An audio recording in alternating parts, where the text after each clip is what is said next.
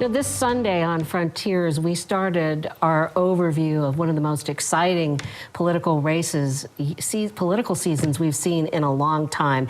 And I have two gentlemen with me who just live and breathe for politics. Tom Hewitt, who's the opinion writer for the Anchorage Daily News, Matt Buxton, who also has also worked in Fairbanks. Both of you are Fairbanksian, but Matt writes for the Midnight Sun and was at the Daily News Miner in Fairbanks and has covered the legislature. So anyway, one of the things that we didn't get to talk about the last time on Frontiers was the independent expenditures for the campaigns and how that has just played an outsized role in this race.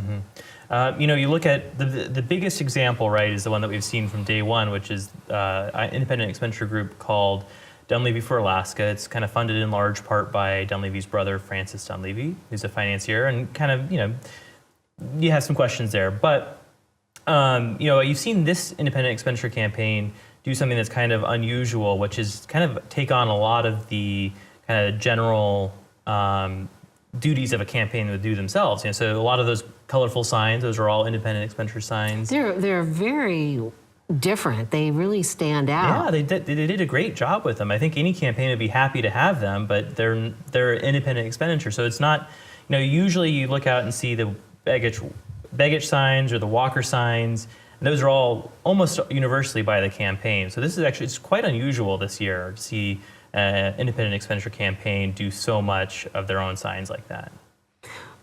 Covering politics and realizing that the independent expenditures are such a big force in the background that the public, the voter, is not aware of. You know, we saw that in ballot measure 1. Yeah, it's actually been huge.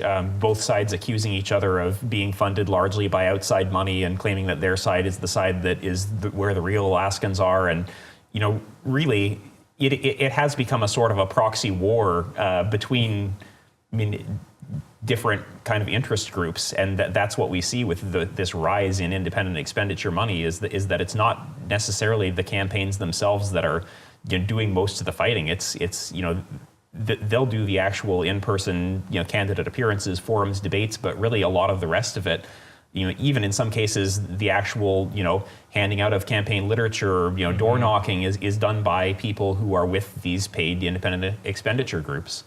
And of course, the No on One group has really outgunned the Yes for Salmon group, Stand for Salmon group. So how is this going to pan out, do you think? Do you think that outsized budget of the opponents is going to translate into a whopping victory? It's hard. I wouldn't say it'll probably be a whopping victory for either side, regardless of how it goes.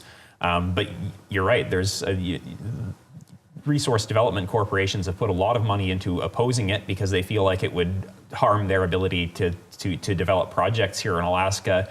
And then on the other side, it's a very emotional argument that, you know, we should be protecting this, you know, our state's signature, you know, renewable resource. And, you know, that once that's, you know, if we somehow let that go, you know, people look to Washington and Oregon and California and how, you know, they have had their returns decimated and now are spending a lot of money to try and get them back, and it, you know, with limited success. But we're even seeing the independent expenditure money being spent in the legislative races as well. But let's take a look at the legislative races because they've kind of been ignored, you know, in the governor's race, ballot measure 1. So let's go through some of these. Both of you guys have worked in Fairbanks. What's the backstory on this one? So this is really the marquee race. I think you said before. You have Senate President Pete Kelly, Republican, been in there for a long time now. You have Representative Scott Kawasaki, Democrat, who's been in the legislature even longer. This is a very expensive race on their own part, not even counting in independent expenditure money. But it really has, it's one of the few competitive races in the Senate that could have some potential to figure out to affect how the power sits in Juneau. And Pete Kelly has been a very powerful lawmaker, is chairman of the Finance Committee, and just, he has sort of a stature there. Yeah. And Scott, would you say he's the underdog? A scrappy underdog, yeah. A scrappy He one. certainly started as the underdog, but he's really tenacious. You know, he's a great campaigner, great kind of boots on the ground guy, very energetic, and you know those are his strengths, and it's why he's been hard to beat in the House, and it's paying dividends in his Senate race too. And something nobody really has been talking about much is that redistricting is at play in this race, right? Oh, that's right. But so you go back to 2012 when they were redrawing the maps. Then there was a lot of effort to get Scott out of there, and so I think there's a big feeling for a long time that seat should belong to Republicans. But Kawasaki's held on to it year after year after year.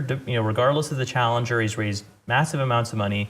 He's been really strong door to door. His sort of constituent relations have been really strong. So, he might be an underdog as far as the numbers go in that district, as far as kind of the voter registration numbers. But, I think it's very scrappy. All right, let's look at our next race here, because we've got, quite a few races that are contested.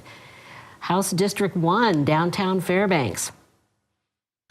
Well, yes, Catherine Dodge and Bart LeBon. Catherine Dodge has served on the Borough Assembly recently. Bart LeBon, prominent local family. He was helped run Mount McKinley Bank and very well liked. Both of these, it's been actually a surprisingly positive campaign for one that's been as tight And as this is it has. Kawasaki's seat. It's Kawasaki's district that he's representing right now, and obviously has vacated it to run for Senate. So let's see the next race here. House District 6, Interior Alaska. This one has garnered a lot of competition. Yeah, it's an interesting district. It includes Healy and Cantwell and the Denali borough, and it goes all the way around in the interior villages, comes and grabs the northeast part of the Fairbanks North Star borough, and continues on to the Canadian border, I believe. So it's a very difficult district to campaign in. Big. It's huge. And Ed Alexander from Fort Yukon, he's actually raised quite a bit of money that is very important for being able to travel around this district. So we'll see. And Dave Tallarico is the incumbent. Let's look at the next one. House District 15, Anchorage and Elmendorf. Gabrielle Ledoux in a battle to keep her seat. Yeah, and this is the one that provided all the drama in the primary with, 30 people registered in 2 different, trailers. And it's left a bad taste in people's mouths with regard to Representative Ledoux, but at the same time, it's difficult to see a Democrat winning this seat. The Republicans are also trying to run a write-in candidate against Representative Ledoux, but write-in candidacies are really, really hard. And there's also 2 more write-in Democrats too. 2 people who ran in the Democratic primary. One of them's not. So this one is a hot mess. It'll be exciting. Yeah. All right, let's go to another race. House District 21, West Anchorage. This one has been very contentious.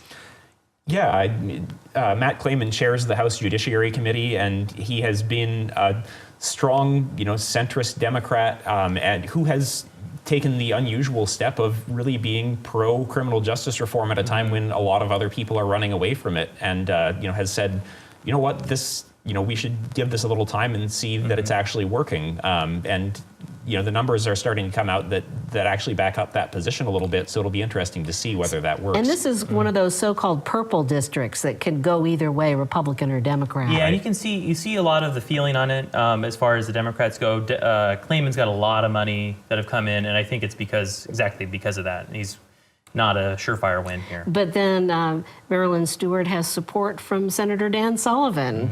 He's helping her fundraise, apparently. Yeah, so this is definitely one of the seats that Republicans would hope to be able to pick up. All right, next race.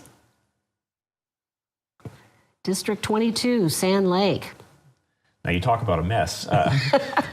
Incumbent Jason Gren, who's an independent, running against a nominally Democratic Dustin Darden and Sarah Rasmussen, the Republican. And Rasmussen has been an effective campaigner. It looks pretty neck and neck between she and Representative Gren.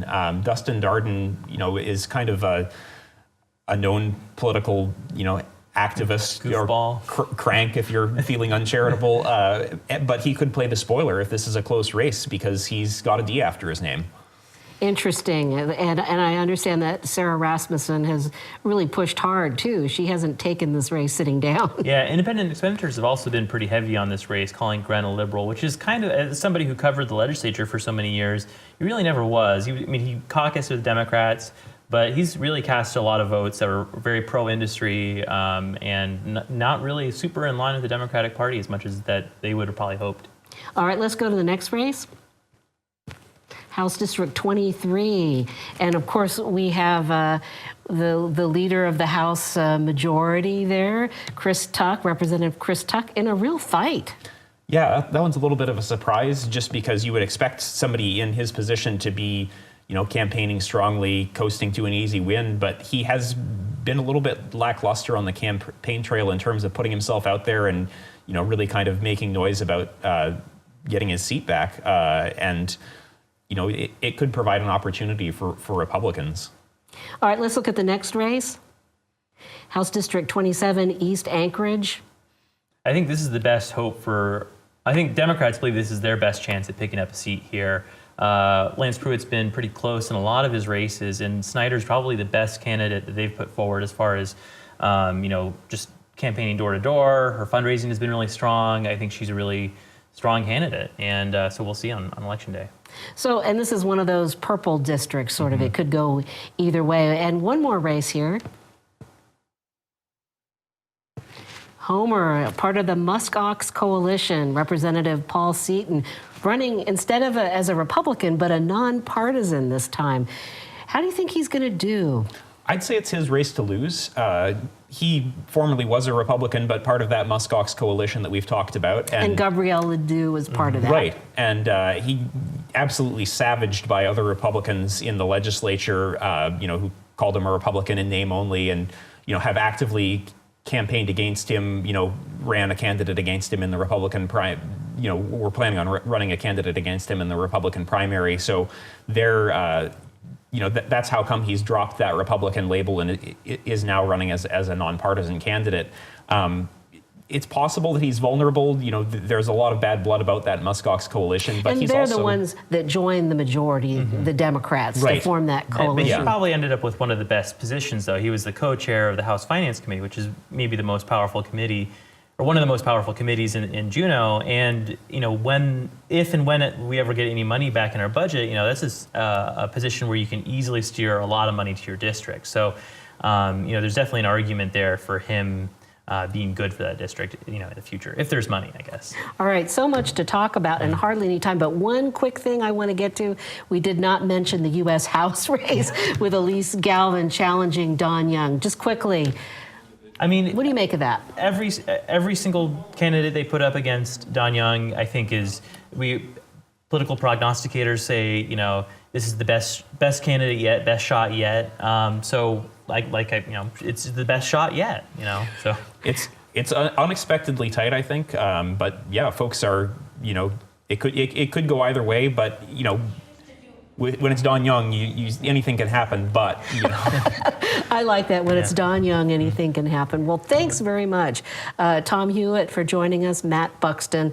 And I just want to remind people about Election Day, November 6th. Polls open 7 o'clock in the morning, close at 8. And guess what? You can ride the bus for free on November 6th to help you get to the polls. Well, that'll do it. We hope that this quick overview has helped you out, and maybe we'll get you to the polls to remind you to do that. Thanks.